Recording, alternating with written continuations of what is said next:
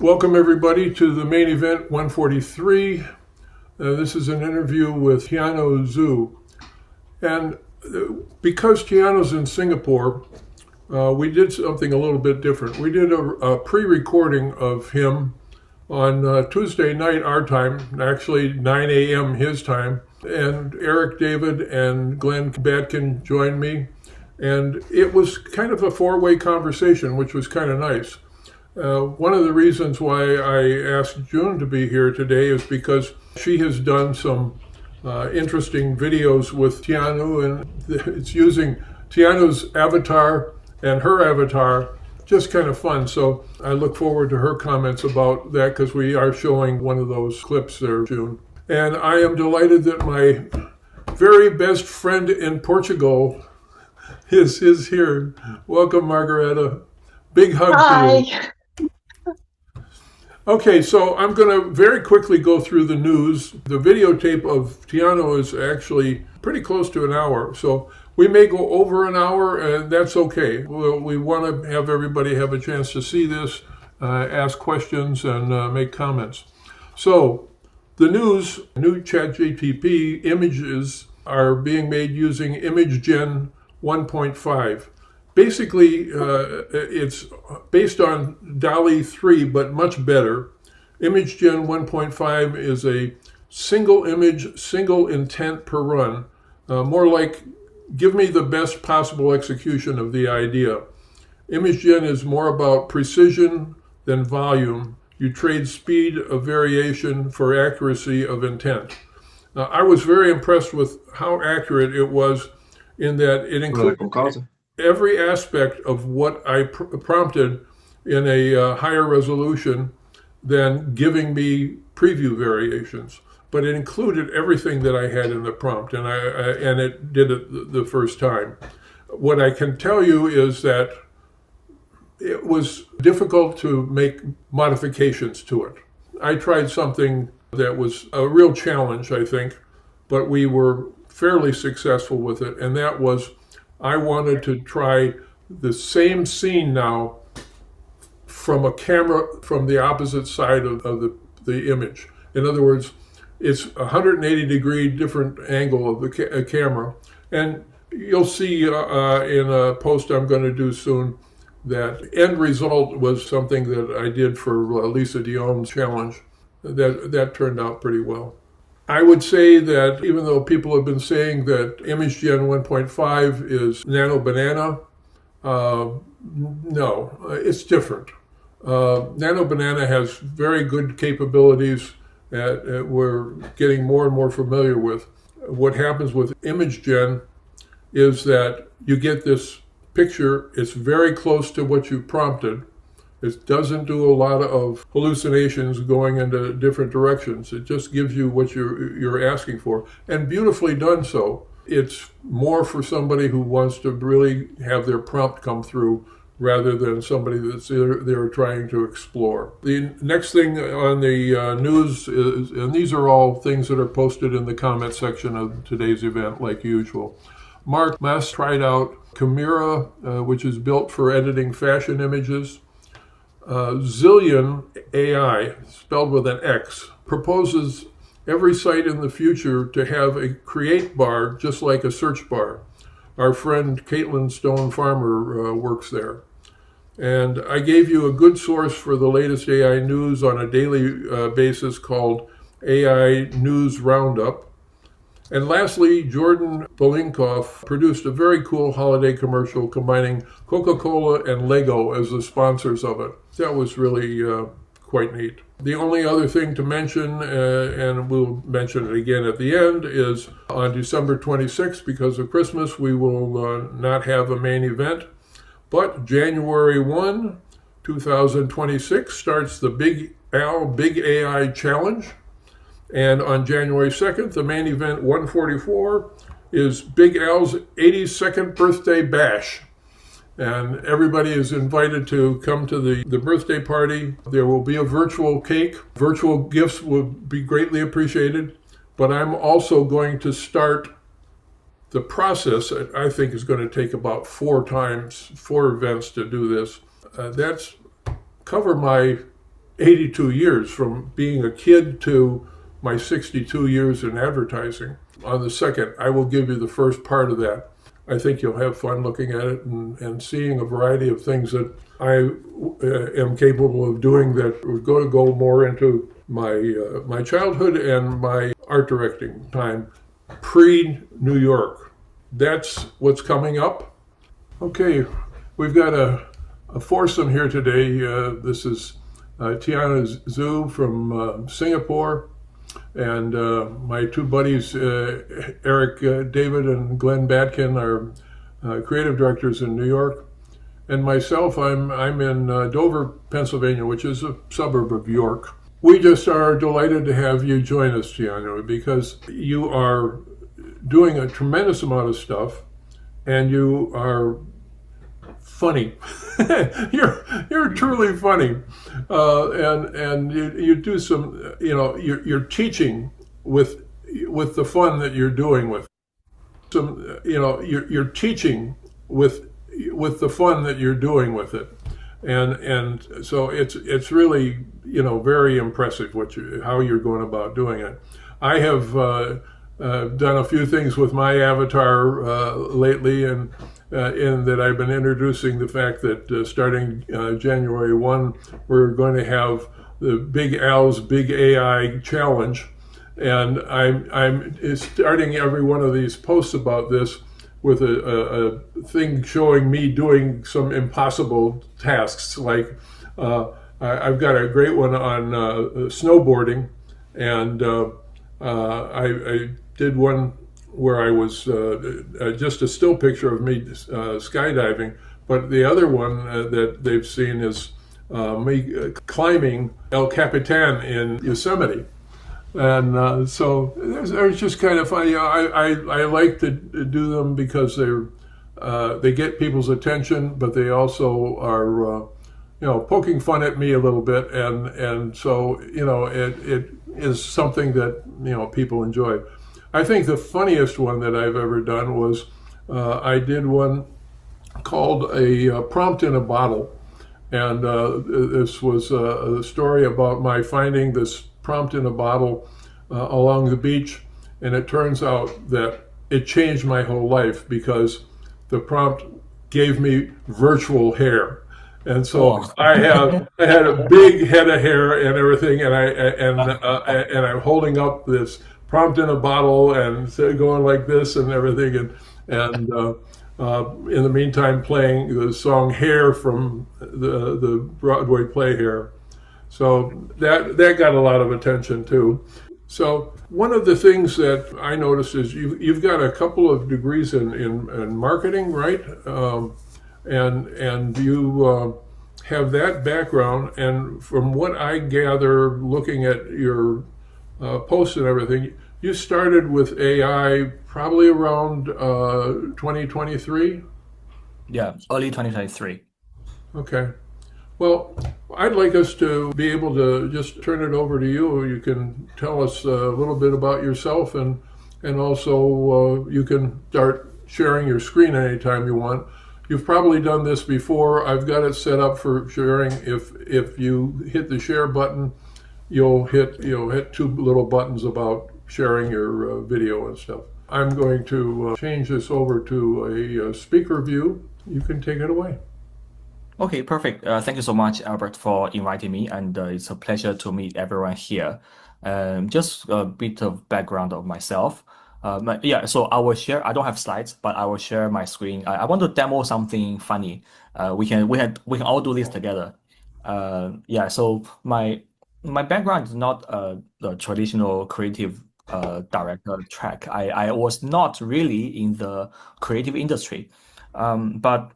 So I started my career uh, in analytics, research analytics. So I was analyzing social media data and building dashboards, working on Excel. Can you believe it? Working on Excel and then Tableau and PowerPoint. So I was very proud to be PowerPoint ninja in my previous jobs. And yeah, but now AI is changing everything. We can use AI to create PowerPoints. Yeah, so that was my previous career. I worked in analytics research, part of sales. The reason why I jumped into generative AI is because I was already playing with ChatGPT for a few months, and then I discovered that it's actually changing the way that we work. Not just ChatGPT, but also Midjourney. I was on a holiday in I was on so when I started using Midjourney in February 2023, that was Midjourney V4. So it was the first time that that there's an AI image model that actually worked, that shows what you imagine. So I was playing with Midjourney for every day, even when I was on holiday, I was on the phone all the time playing with Midjourney on Discord. Yeah, so at that time, I realized that yeah, there are a lot of things that a lot of the previous workflows, a lot of the traditional jobs that we've been working on might be changing because of AI. And the more I spend, the longer I spend with ChatGPT and Midjourney, the more I found that yeah, so maybe it's time to take a break and pause my previous career track and move on to something else. So I started my own company and started with consulting and then moving on to training.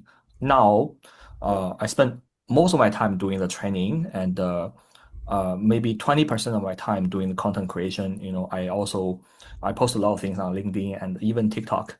Yeah, so that's the that's my journey in a nutshell. And at the moment, my goal is to train people to bring their ideas to life, bring their imagination to life with AI. I'm not particularly focused on filmmaking or even advertising as use cases.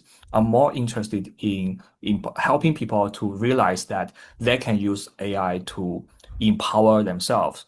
They can use AI as a way of communication visually and effectively with others. So the communication skill is the core focus of all my trainings. Yeah. I have a quick question. Yeah. You seem to be on a very fast track and learned very quickly to be where you're at currently and already starting training. Are you completely self-taught, or did you take courses? How did your learning journey uh, occur? So for the generative AI part, it's more like self-taught because there's no manual to follow, especially when you are in 2023. You just need to when there's new model coming, when there was a new model, you just need to jump in and test it on your own use cases. And but I did leverage some of the methodologies I had acquired in my previous career. For example, I used to launch surveys uh, like 20 to 30 surveys a year as part of my market research job. So that this kind of testing, this kind of research methodology was quite helpful when it comes to testing different AI tools, figuring out capabilities, doing A/B testing. So my way of approaching AI models is more analytical. I don't give AI what I feel like what I don't share AI my feelings, but I take AI as from an analytical perspective. Glenn Right. and Eric have been, creative directors in New York, and what they do a lot of is showing their phenomenal advertising skills and doing some beautiful stuff, including Eric just posted something for the holidays called End Wars. A like a movie preview, but he used End Wars using the Star Wars logo type like that. So they're doing stuff all the time that are really for good causes and stuff, and they're both just super uh, concept oriented. That's what they do. Now, me, I was an art director for 30 years before I started my own business 32 years ago, which will be this 1st of January. So, yes, 62 years in advertising. And I I just fell in love with AI as soon as it came out. I started in June of 22 with version 2, and I just haven't stopped, and I every once in a while I add up how much I'm paying a month for various subscriptions, but working on all these different programs, you can't work at everything, but I work in a whole lot of them. But anyway, Hey, I had a couple of questions while you're running. I'm curious, Tiana, that you said something earlier where when it first came out, you couldn't put it down, and I'm betting that Big Al and Eric, I know myself, I was that way as well. I mean, I found myself, my phone never left my hand. Not that it does that much anyway, but I was constantly playing on Discord, in between things, and it became so addictive. But I go down rabbit holes from an art standpoint, and what it sounds like, the way you described yourself, from more of an analytical, when a linear way of thinking. I wonder if that's just helped you digest all these updates and all these tools in a different way than I would. I get lost in these tools sometimes, not necessarily in a bad way, but I wondered, you had said earlier that you don't actually use it to tell you it's your feelings, and perhaps from an art point of view, it sounds like you're almost deconstructing these tools to understand them and then kind of teaching them to the world. That's a great question. I do think that my main methodology is analytical. Basically, whenever there's something new coming out, for example, last night, my last night, your morning, your midday, I think, we have there's new OpenAI just launched the new GPT 1.5 GPT image 1.5 image model. So I spent like one hour and a half this morning to test this model on the use cases and on the directions that I always use. So basically, I use the same set of methodology when it comes to different AI models. But along the way, I also learn from filmmaking, from advertising. I take them as case studies. I watch movies. I also use my own camera to film stuff and understand how AI would work if I apply that to AI videos. Yeah, so I would say, yeah, my methodology is analytical, but I do along the way I'm getting more and more um, like creative or more and different perspectives along the way. Yeah, I think it's I've seen you using a lot of video to video in the stuff that you're producing. So you've got a shot of yourself doing something or other, and then the character that you're animating is doing the same moves as you, and in the video that you're showing, and there's some nice things being done that way. Yeah, terrific. So, Tiana, you have a large following. I follow you, and I have seen your work before, in the way you do a lot of testing. How do you think you're doing it differently than anyone else? There are so many classes and so many YouTube videos, uh, but you seem to have a slightly different style. Do you think that's just because your background is not necessarily, in the arts? I think my core purpose is different. A lot of other classes are more use case based. So, for example, they want to use AI to be part of filmmaking or use AI to create ads. But my focus is to use AI as a way of communication, a visual communication. So yeah, so whatever use cases I do, I focus on communication. In this way, I think that's the biggest differentiator from my trainings versus many others in the market. Well, how would you like to share your screen and show us some of your stuff? Oh, okay. Sure. Actually, I just want to share something that we can maybe explore together on Flow. Okay.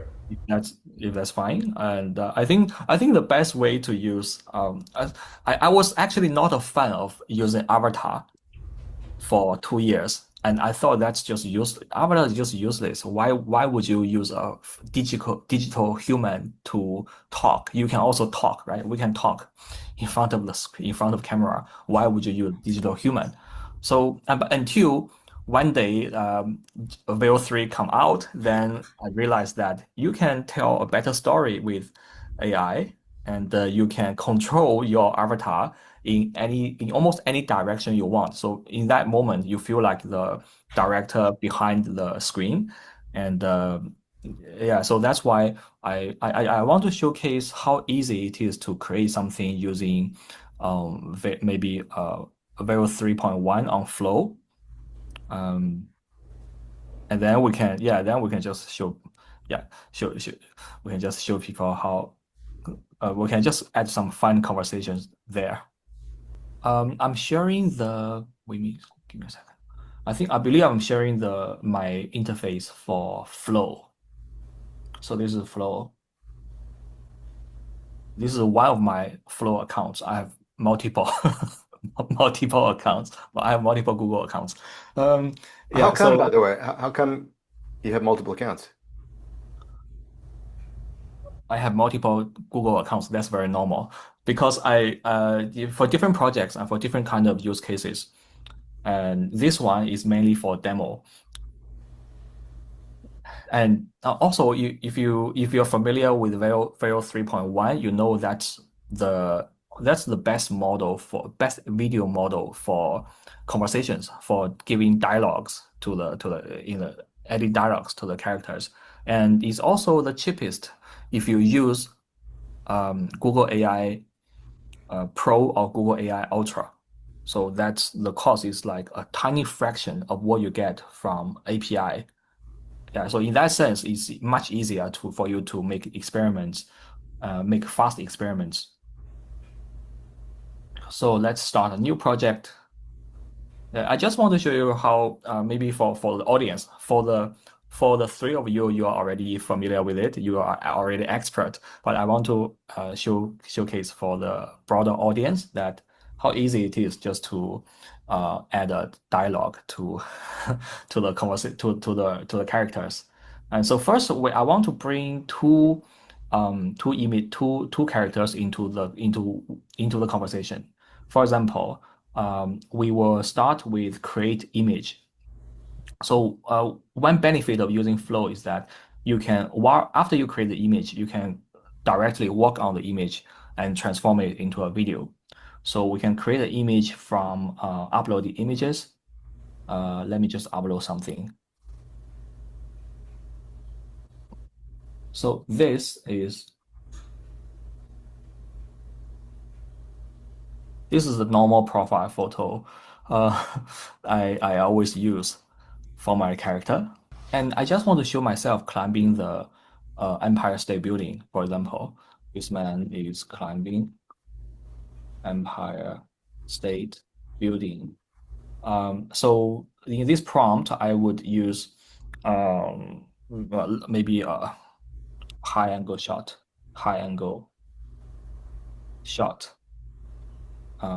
with a focus on his face, on this man's face, as he is climbing the Empire State Building. What's the context would be something like golden hour, and maybe he's surrounded by helicopters. Something simple like this, and we can quickly generate some images here, and then the next step is just to bring the images to life. We can try a few more. And so if you want to add one more character, now I want to add this husky to the same scene. You can just say that high angle shot with a focus on this man's face as he's climbing the Empire State Building. Let's add the character first. Okay, let's add. So now we have this high angle shot with so we have both myself and this husky. I want the husky to be riding on my back with this husky in green apron on his back. Okay, then we can create a few more images here. Yeah, so now you can already see the images that we just generated. Looks quite realistic. And the next step is just to bring it to life with a video. So what I would do is to which one is better? The one on the left or right? That one, because you see the helicopter better. The one on the right, I think. The one on the right, yeah. It looks You more know, challenging. It also looks like the Empire State Building is behind you. Oh yes. That's not good. Maybe we should change it to ChatGPT. But anyway, anyway, we will let's do this. Add to prompt. So once you add it to the prompt and the image is already here, you can actually you can continue generate new images by editing this image, or you can do frames to video, which is image to video. First frame, last frame. We don't need the last frame in this case. We're just saying that I want this man to climb up. That looks a bit challenging, but let's do this man. What happened to our husky? Let's do this video first, then we No will problem. we will check with husky. Tracking shot. The man climbs up rapidly. In Flow, Veo 3.1 allow you to generate 8-second videos. So it means that in the same video you can have different shots. Then maybe we can add another shot like cut to a close-up view of the man's face as he says, I'm high. nothing is impossible with AI. Follow big AI on LinkedIn. On LinkedIn.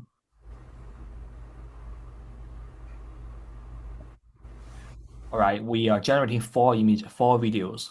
And as you can see that the cost is 20 credits per video, which is about 10 cents per video. Okay, so we can go back to the images. Then now we have husky. That's great. Wow. Amazing. It's really realistic here. That's effective. It's crazy.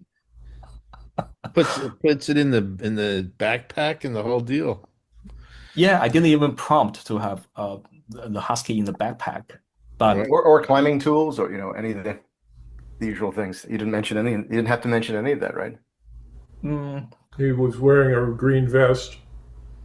yeah, to maintain consistency, I need to describe that this husky is wearing green apron. But I cannot over describe the character, otherwise it will become another character.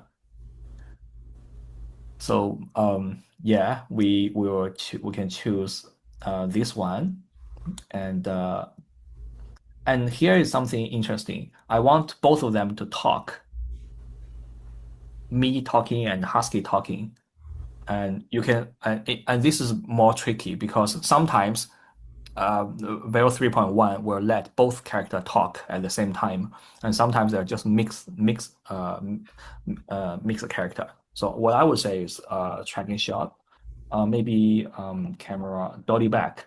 So I want to, yeah. So the camera can dolly out. The man says, "What's up, in folks?" And then we can cut to a close-up shot of the baby husky, as maybe we can make it we can even specify the voice like in female voice. Yo, yo yo. So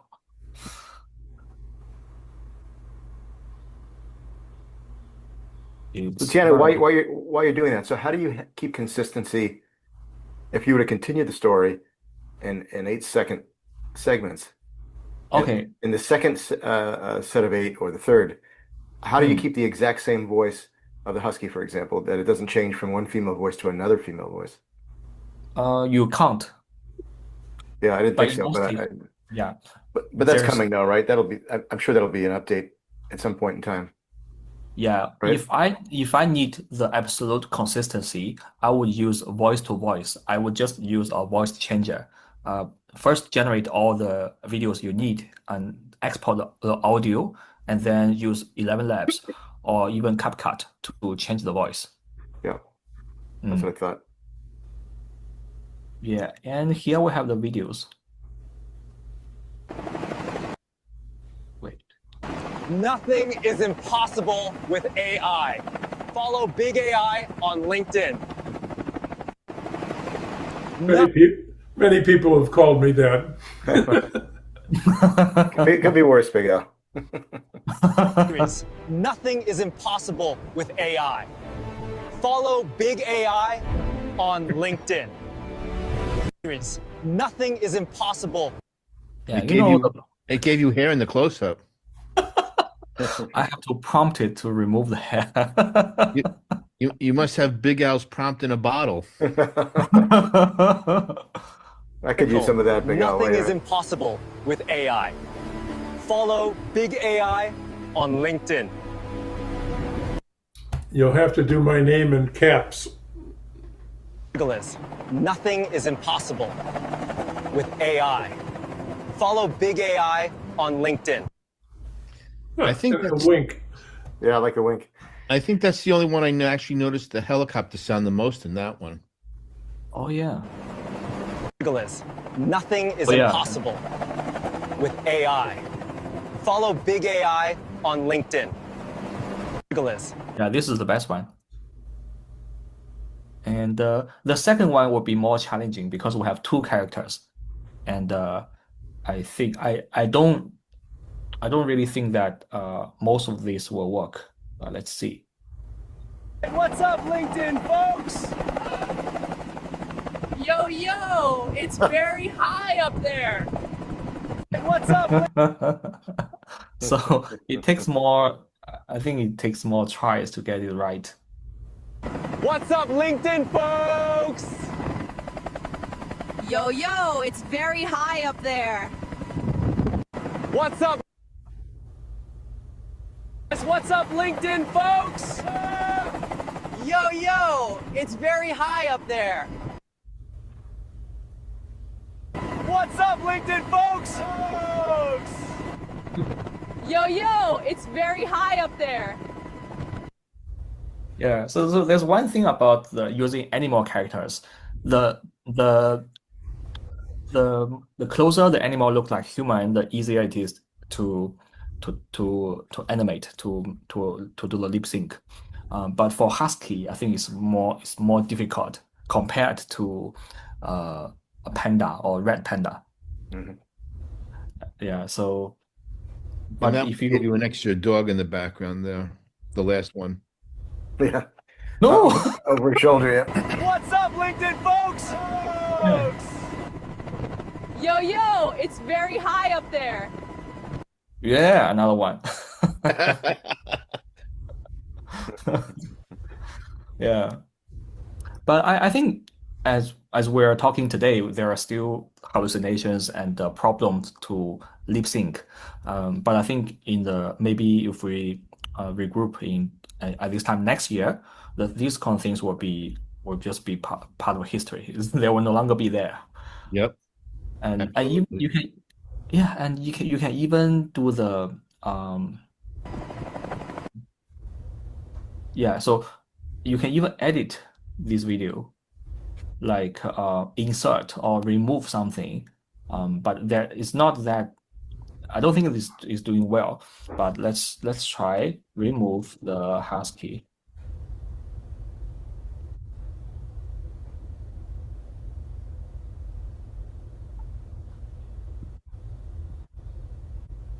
Okay, something is not working today.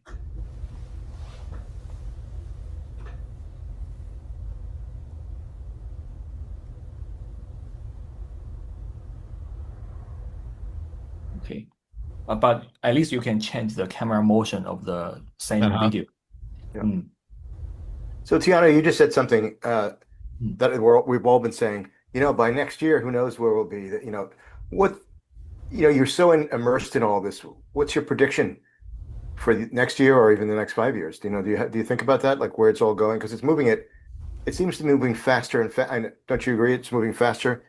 There was a time when I thought it was fast when it was changing every 2 months, and then that 2 months turned into 1 month, and 1 month turned into a week kind of thing. It seems like every other week there's a new thing. Do you have any thoughts about the future of where this is all going? I think at some point it will slow down, just like the large language models and the AI image models. If you look at the large language models, the performance of the top 10, there's barely any difference between the performance if you just use that for writing data analysis or like simple stuff, right? So there's barely any difference between the performances of the large language models. Some models are good at coding, like the cloud models. Some are good at higher context window, like Gemini models. But there's no fundamental difference. They are already at this level. And then if you look at the image models, and today, if you compare Gemini, uh, Gemini, if you compare Nano Banana with C Dream V4.5 and GPT Image 1, these are all the top image editing video editing models. So they are quite similar. There's for most use cases, they are interchangeable. So I think for image editing, there's already we are already slowing down in the process. It's already there. Essentially, you just need to talk to the image model and visualize your imagination and change anything you want just by talking to the model. And then now the same thing is happening to the video models. But video model obviously comes slower than the image models and large language models. So I think by the end of next year, we will have more robust video to video models. So for example, for the same video, you can take it from different shots, different angles, and easily change it to other characters. And then we will also have more character consistency. So especially for the in the text to video field, you will be able to refer to a single character or multiple characters acting in the video. And also, I think for the video models, as the models are getting stronger, they use more compute power, and they are also trained more efficiently. I think we will be able to see AI videos on par with some of the best animations, some of the best animated scenes. For example, if you want to animate a market, there are 50 characters doing different things, 50 different characters doing different things in one shot. That is impossible to do with the AI models today, but I think by this time next year, these kind of difficult shots will be possible, and there will be more applications of the AI video technology in the filmmaking process and in the commercial production. Go ahead, Eric. I'm sorry. So Glenn and I think once in a while, Big Al attends the AI Live that hosted by Chris Branch every Thursday, where they showcase all the latest videos that are being done around the world, really top-notch stuff. And it's a great learning experience. And a lot of these great videos, at the end of them, have the credits. And, to Glenn's question into your answer, when you look at the credits, we're looking at, like, say, a music video that's great, but they used Kling, they used Runway, they used Higgsfield, they used multiple video generators, usually maybe one or two image generators. Uh, but my point is, they use a lot of tools to create one finished product. Do you use many tools in when you create your content? Or as far as our future prediction goes, will there be one day where we won't see all the credits? I use X and I created this whole thing using X and I got all the camera angles I wanted. I got all the camera movements I wanted. Um, so what's your opinion about that? Mm. It's possible to train a large language model with all the human knowledge in the world. That's possible. But it's also possible to train an AI image model with the images that you can collect. And almost all the images you have. But it is impossible to train an AI video model with all the images that we have produced in history in the past 50 years, just because the size of data is exponential, is much bigger than the size of data that the data you need to train an image model or large language model. So in that sense, I think all the AI video models will have their strength in something. For example, I think Veo at the moment you can tell that Veo is quite strong at podcasting and human characters talking. And then if you look at Sora, Sora 2 is very good at cinematic shots, different kind of shots. And there are other, so each model will have strength.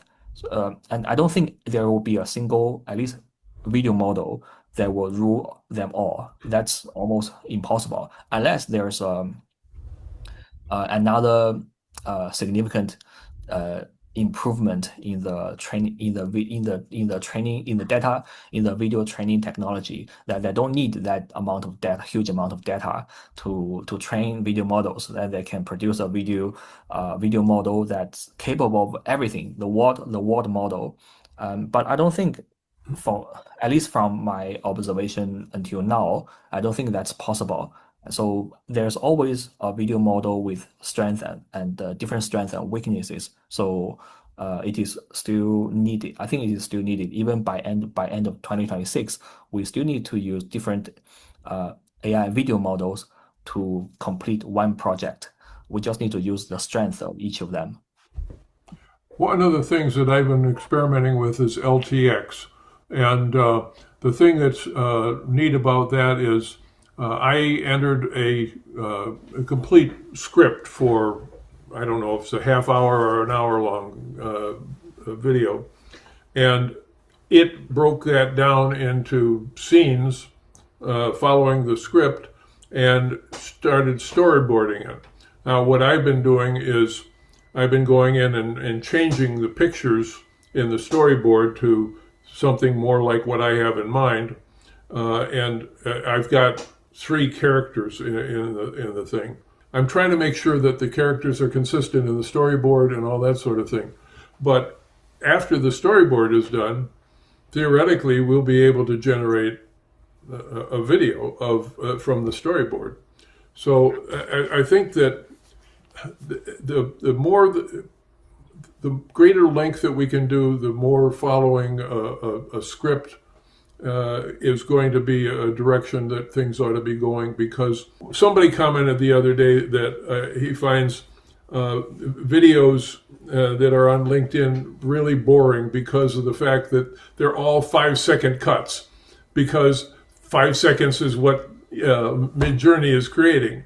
And so everything is like that. And, like in a TV thing, you might have a 1 second, a 2 second, you might have, multiple quick cuts, and try to create a mood and an atmosphere based on what the action is and have appropriate, shots for that.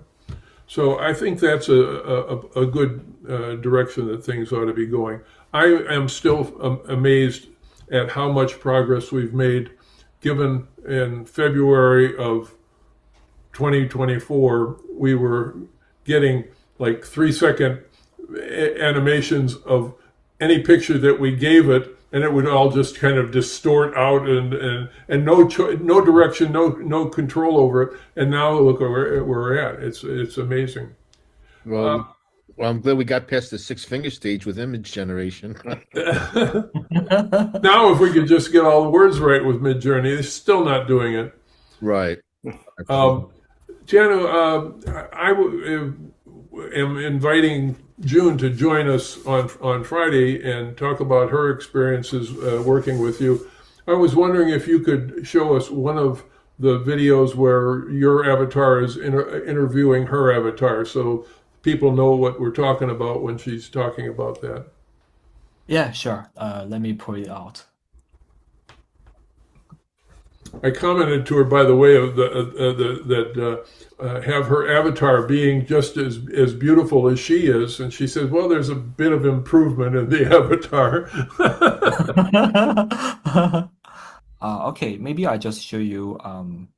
Tianyu, while you're looking, did you know June before AI, or did you meet during this whole process when I AI knew her arrived? from 2 years ago, but it's because of the LinkedIn AI community, then I got a chance to know her. I'm just still fascinated by this global support community. Me too. I mean, I've got friends all over the globe now. 2 guys in India that call me brother. Amazing. Can I just Yeah, ask we call a you- question? Whatever can I call you, Big Al? Yeah, just a second. Yeah, and I think the AI community on Yes? Can I just ask a question for Tianyu? If he knows a tool, because we were talking about using like for storytelling, and if you know a tool or have used the Flova AI. I haven't. Prompting that he's doing is very short, limited prompting to get as much action as he's getting. Yeah. Barbara posted also in the chat. It's via Google Studio. And yes, Google have actually really good products lately. Obviously, Nano Banana and all the others. But the trend, I'm not sure if you guys should notice, lately even Grok is trying to catch up. Theoretically, it can do images and also videos. But in this particular, it's Flow. The interface is relatively simplistic, as you probably saw it, but the results are interesting. Tianyu mentioned it, various platforms, each of them, they have their strengths, which is true. But to me, it's also the way you do prompting as well. That is actually the most important thing, because prompting for an image is completely different from prompting from a video. I did not knew how Tianyu is doing his prompts, but looking to this video tutorial, which he did, I think it's awesome because it's kind of exactly what I was expecting.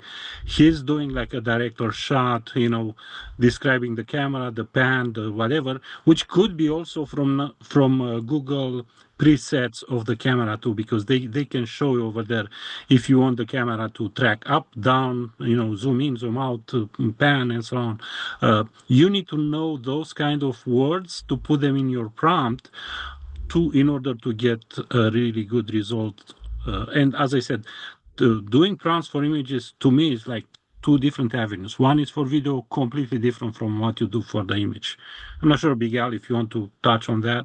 I find it very helpful to use ChatGTP to create a prompt, telling it what I want to do, and then have it creates a prompt that is based on what I'm saying, but it's prepared for the particular program that we're going to try to create the image in, or the video in. So that's a very helpful thing as far as I'm concerned.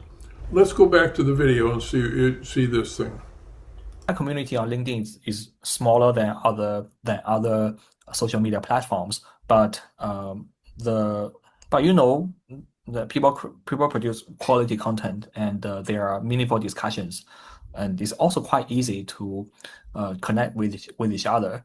LinkedIn algorithm is not country-based. So whenever whatever you say can be pushed out to the rest of the world, as long as it's part of your they recognize your niche and they know who will receive the content. So I think that's the benefit of using LinkedIn. And can you see my screen? Yes. All right, so I'm going to play this. So which AI video model shall we choose? Use Kling if you are busy. Use Veil or Sora if you want to tell stories. What's the best way to get started with AI videos? To visualize a design, image to video is definitely the low-hanging fruit. Can you turn this sketch into a video? Of course. Let's do a Dalian shot. How about a realistic render? Wait, let me pray first. Wow, it worked. What if I really don't know what prompt to use? Then don't say anything. The AI bias may work in your favor. Hi, this is June's avatar. If you missed our previous AI for architect trainings, message me for the links. If you are keen to master the fundamentals of generative AI for architects, join our live session next Thursday. Yeah, that's the video. It's one of a few videos that we created. That's amazing. That's great. It's fantastic. Thank you. The idea is to blend some of the images that June already has and some of the slides that we had in the previous previous training to the video. So as you can see that So which AI? So behind the background is my slide, and then Video model shall we choose? Use Kling if you are busy. Use Veil or Sora if you want to tell stories. What's the best way to get started with AI videos? So the background is also so the images were generated by John, and then I just used these two images as a background in the same video. So basically, you can in this way, I feel that the podcast can be more interesting instead of just having two people talking face to face. Yeah, and it was older technology. It's not even. It was Nano Banana. It was the earlier version of Nano Banana, not Nano Banana Pro. Which I understand is a lot more expensive than Nano Banana. It was more. It took more effort. It took way more effort back then, a few months ago, compared to now. Yeah. So, yeah, as the technology gets better, we will spend less time but produce higher quality output. Can I ask you a question about Sora? Yeah. So I like to experiment and play with Sora. In fact, the post that Big Al was talking about at the beginning of the podcast, that I created with Sora. What's your opinion? Because there's no, I haven't found a steady yes or no answer. Sometimes a very short prompt of the idea works really well. And when you get into too much detail, it doesn't work. And then other times it's the opposite, depending on what kind of content you're creating. What's your experience as far as that's concerned? You are talking about Sora 2, right? Yes. And are you using Sora on the Sora app? No. I'm using the free Sora, the free account. Okay. So in the rest of the world, especially where I am based, we don't have access to the Sora app, and we don't have access to Sora from OpenAI, but we do have access to Sora through API through the third-party apps. So that's how I use Sora, but again, we can't upload the pictures of human faces. So that's why I think it's a pity that you can't generate videos like Veo 3.1, like the one that I just showed. That's impossible to generate using Sora 2 at the moment. So my hack would be using animal characters. But the problem with Sora for animal characters is that they the lip sync is not there yet. I'm not sure whether you have seen some of the examples I shared before. There's the lip sync looks more robotic for my red panda or cat or husky characters. They look more like animation with low frame rate. It's like an animation that the frame rate is 10, like a GIF image. Yeah, so that's why I barely use it unless I want to create some cinematic shots, or if I just want to show text to video. In that respect, you can use Sora too. It's just that, I just wish I knew whether to use shorter prompts or longer prompts because the results are always different. And, it's interesting because kind of like Midjourney, you have to do a number of iterations until you get exactly, you'll get like, because now they could do 15 seconds and you'll do 15 seconds and the video is perfect, but there's a typo in the spelling of something with typography in it. So you got to Yeah. regenerate it again. And the new generation, the story's slightly different if you're not giving a very specific prompt. But they've just added a new feature called Remix, where you can actually edit the particular output you just got, which they didn't have before. So that does help a bit. But kind of like Midjourney to a certain extent, the end product you get is going to be nice, but you're going to have to go through a number of iterations until you get what you want. Yeah. I'll tell you something, Eric. Go ahead, Yeah, Tianyu. from my experience with Sora, I think the longer and specific prompts work better. Uh, it it it it has a much better contextual understanding compared to the other video models, um, which is actually against the best practices of using AI videos. I always use simple, straightforward prompts for AI videos, but for Sora, I take a different approach. I even try to use more structured prompts, like using XML text to organize the content, or I use JSON style prompt to make it more detailed. I've been working with Hydra, and in terms of prompting is concerned, what I've been doing is I've been going to ChatGTP, explaining what I'm looking to have, and then it will write a prompt specifically geared towards Hydra, and then I take that prompt and copy it and paste it in a different browser window, and they come back, a few seconds later to let them know, well, this wasn't quite working yet, or whatever, and here's what the problem was, and it'll redo the prompt. But it writes pretty lengthy prompts, and I also have had it write a prompt where the first render that I got was right on target. I just want to interrupt the video for a second. I was misquoting saying Hydra. The program I was actually talking about was Runway.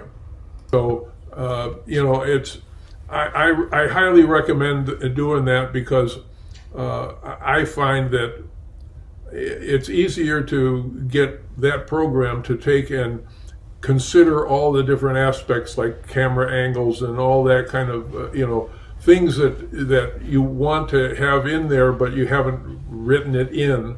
And by doing that, you're getting a much more effective prompt. So I've done similar workflow as well. Like if I'll write out my prompt for whatever the idea is, and I'll run it in Sora a couple of times, and then I'll take exactly what I wrote and I'll give it to ChatGPT, and I'll say, "Here's the idea, rewrite it for Sora 2," and and then I would copy and paste what that delivered, and see what the difference is when I put it through Sora. Sometimes it's better, sometimes it's not. I've tried the same thing here. Tianyu, I had a question for you. It's probably a loaded question, but it's a question that Eric and I we've become friends, virtually, and we talk to each other almost daily. Um, and the question really is the volume of the options of programs and the speed that it all going is almost overwhelming. And it's not, I don't hear it just from Eric. I hear it from, all over the place. How, if at all, are you able to balance all this and not kind of stress about it? And because you're teaching, I'm not, Eric and I are not teaching, so it doesn't, if we can stay up at it or not at our speed, that's okay. But you have a mission to try to educate, your audience. And now, as I said earlier, it's not changing every 2 months. It's changing sometimes every week. I mean, or so, right? I mean, or every 2 weeks, maybe not even. How are you able to balance that? If you know what I'm asking, then I think, right? Yeah, it's quite easy to get lost, and there's too much. I'm good at that, by the way. The getting lost part. But I'm already sort of immune to the noise on the internet. And every single update is like, oh, this is crazy. Someone just killed someone. Some AI model just killed some tool or some profession.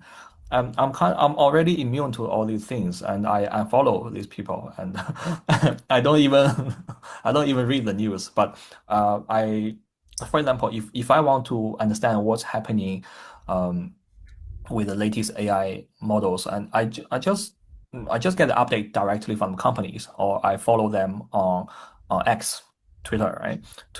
And I follow some of the most active people from these companies and see what's going on. That's one thing to shorten your to make your news source more efficient. Don't read the news, don't read the hype, read what's going on from the company themselves. And then the second thing is that I set up a limit to the time I spend on exploring the tools and the new stuff. Otherwise, I can spend a whole day, I can spend a whole week playing around the tools and without getting anything done. So I have to set up a time limit. And then the third part is that since my mission is to use AI for visual communication, and so everything that contributes to this mission, I will spend more time on, and anything else, I'll just skip that, unless that's useful for my use case and for my teaching. So at the moment, I don't really feel that it's overwhelming, but just that you need to ignore some of the noise. You ignore most of the noise and focus on what matters. No, it's very good advice. All three pieces I think are extremely helpful, about especially getting it from the horse's mouth, if you know that phrase, directly from the company as opposed to from 1,000 other places that are touting how the changes and all that. And then the limiting it, which I need to do more of, is probably a healthy thing.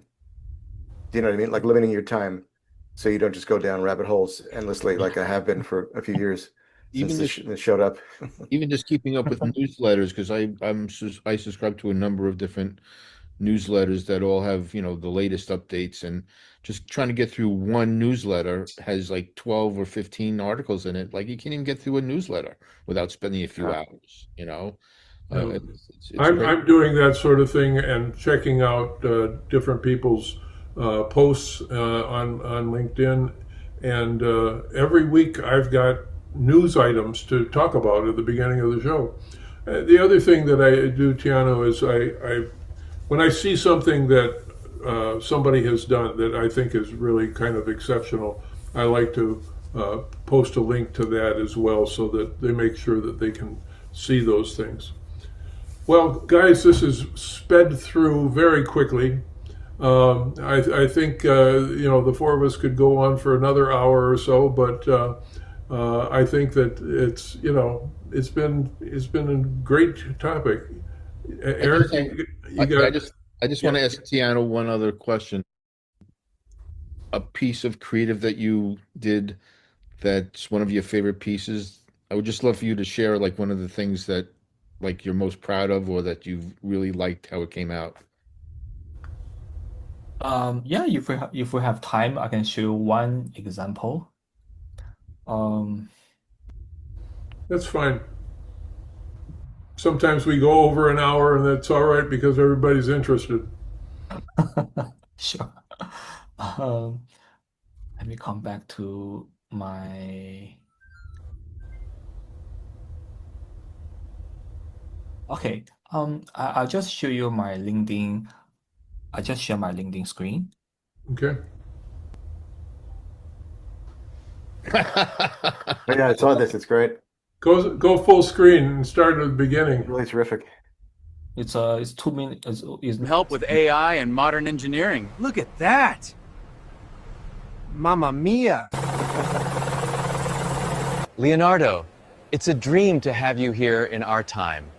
Could you tell us more about your flying machine? You know, I'm shocked it took you 4 centuries to invent helicopters. It's pinned on my LinkedIn profile. So if anyone's interested, you can just Go watch it. ahead and keep playing it. It's really a fun video. Sure. Let me play the full video. But this aerial screw? Wow. Can it really fly? Of course! Why don't we take it for a spin? Let's take a selfie, just in case. In case of what? AI hallucinations, but no worries, let's get on board first. Woohoo! It worked! Yeah!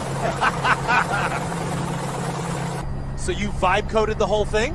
Of course! You expect me to digest 500 years of human knowledge in one day? Wow. I can't believe it worked. You must have tested it many times, Leonardo. You are the first passenger. Warning, syntax error. Warning, syntax error. I hate AI. Let's switch back to manual mode. Mamma mia, what's going on? Hold tight, we are out of context window. Let's go back.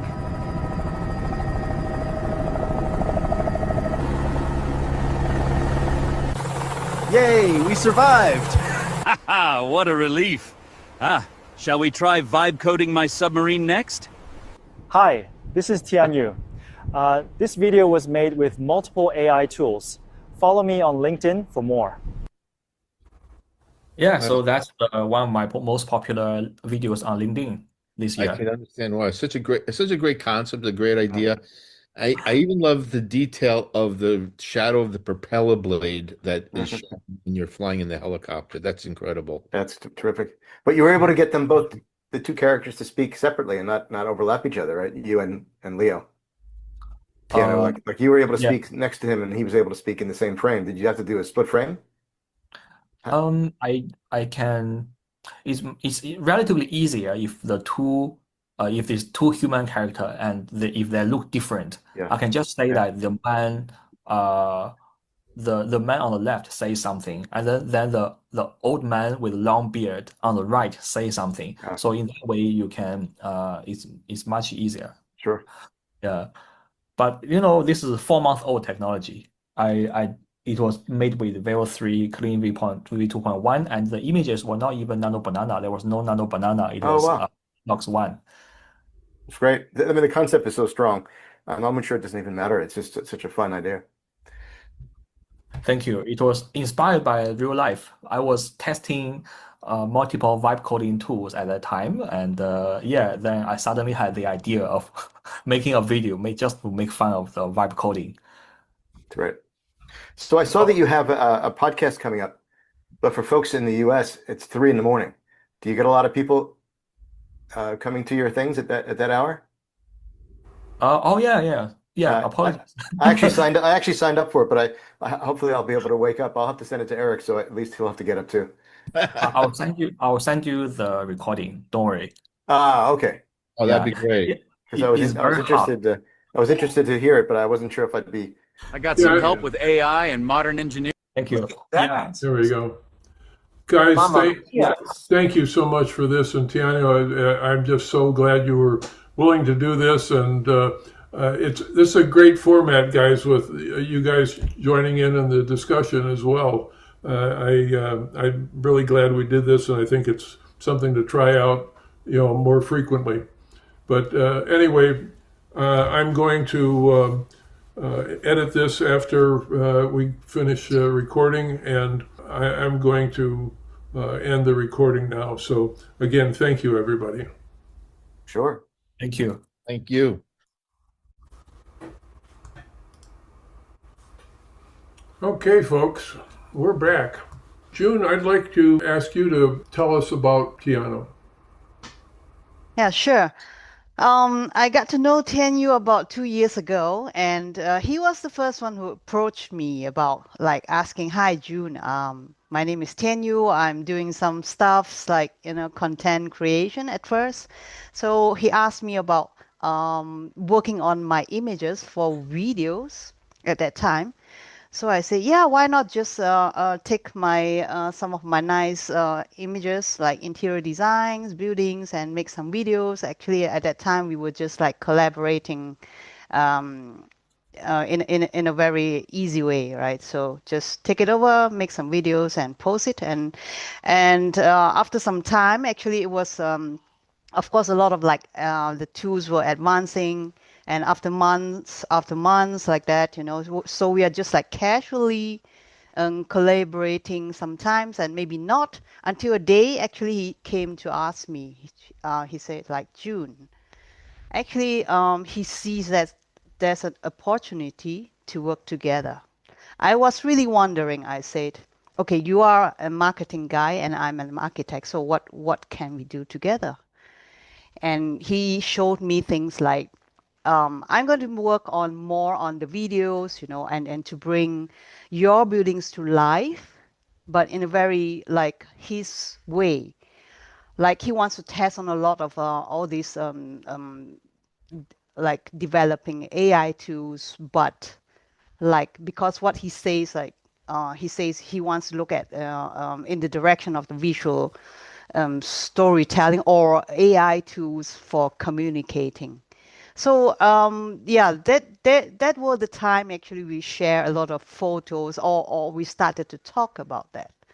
But just now, after some while, actually we became like, I won't say it's like real business partners, but we are always like trying to talk about what can we do on LinkedIn together, with his tools and with his skills and my skills, and there were a lot of like chances that we bring things together, and then he was trying to use my visuals to create the storytelling, the narrative way of talking about architecture.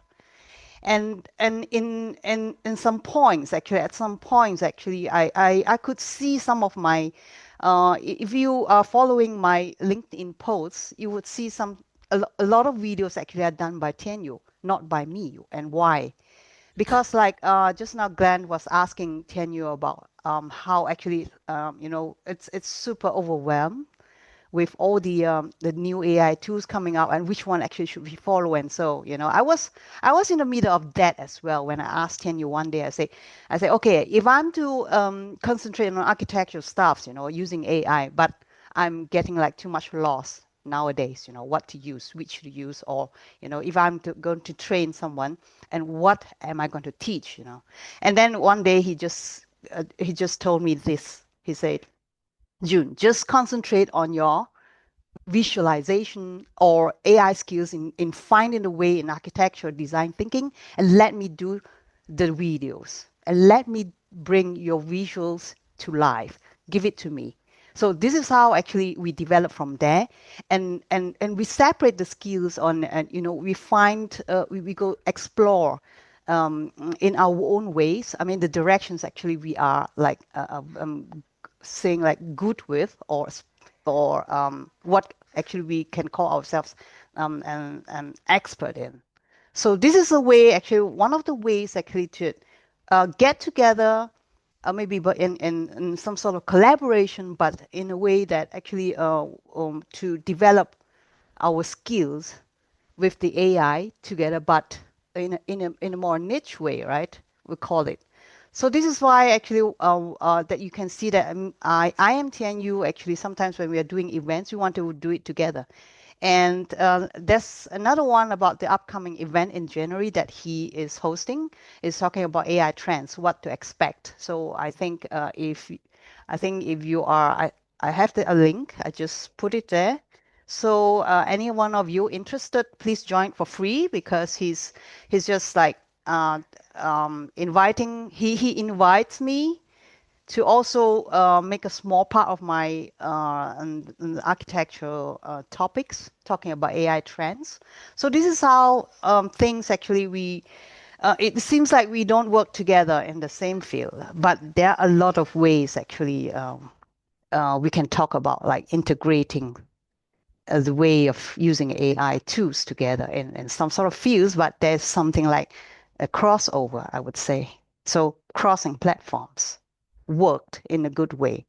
And if some of you, I still remember the strongest, I mean, the memories that I have, before I forgot, because Tianyu was talking about his, one of his most viral posts was the helicopter with innovation or invention by Leonardo da Vinci. But to me, actually, if I'm not wrong, his viral post was the cat emperor in China, who has won him almost 15,000 new followers on LinkedIn. That was the most viral post that he did. Yeah. So, yeah. I'm glad to hear, your point of view of how you're working together, because I think that the collaboration is really excellent. Anyone else have a comment or question about what we saw, or what Glenn or Eric participated in? Tiano did a lot of other things, like this one. I'm not sure if you can say it. It says in my book too. John also was on that as well. And he's got his own style. To me, when I met Tiano, I guess through Juno, I think about a year and a half, 2 years ago. He was famous with the cat and the red panda.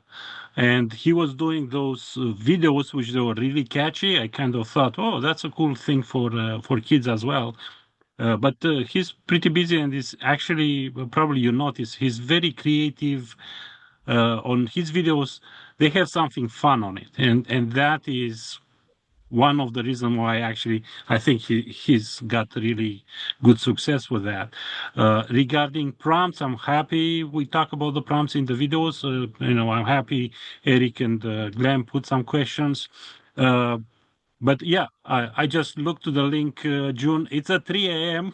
I'm not sure if I'll yeah, be able it is, to but join. I'm still excited. But it's super cool. It will be in English, I guess. It's not gonna be in local languages over there. So it'll be super fun. Yeah. Any other comments, people? Almost a half hour over the hour, but I'm very glad that we've run this long and have everybody a chance to see this stuff. I just want to say that I thought it was live. What was that? It was recording. Yeah, because it was live. Oh, yeah. I entered in the beginning, so I thought it was live, and I wanted to ask him a question. Yeah, no, super cool. But Big Al, we should say happy holidays to everybody, right? Absolutely. And make movies and have fun. Yeah. So we won't be on the 26th. The first starts Big Al Big AI Challenge, and the second we will have the 144th main event, which is Big Al's 82nd birthday bash. Everybody, please join us for that. Thank you all for being here. Miguel, I think Spirit wants to say something. Hey, Spirit. Oh, yeah. Sorry, Spirit. I didn't notice your hand. Go ahead. It's okay. I just wanted to say hello to everyone. I hadn't actually, I don't think, seen June live, and Margarita and Sandu. I hadn't seen you in a while, so it was just great to see all you guys, and happy holidays. And Margarita, I was prompting yesterday for a model with a margarita in the background, and I spelled it like your name all day long because you were on my mind, and I didn't catch it until like 6 p.m.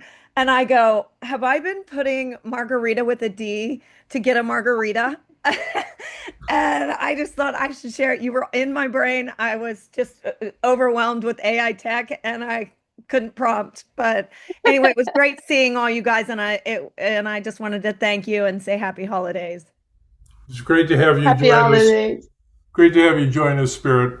Always wonderful to have you with us. Yes, and way to go for the Capricorns in January. That's right. Okay, everybody, thank you again for coming. I'm going to end the video now, and after I do some editing, we'll make it available to everybody. So, happy holidays. Yeah. See you again. Thank you. Happy holidays. Bye-bye. Thank you. Happy holidays. Bye, June. Bye.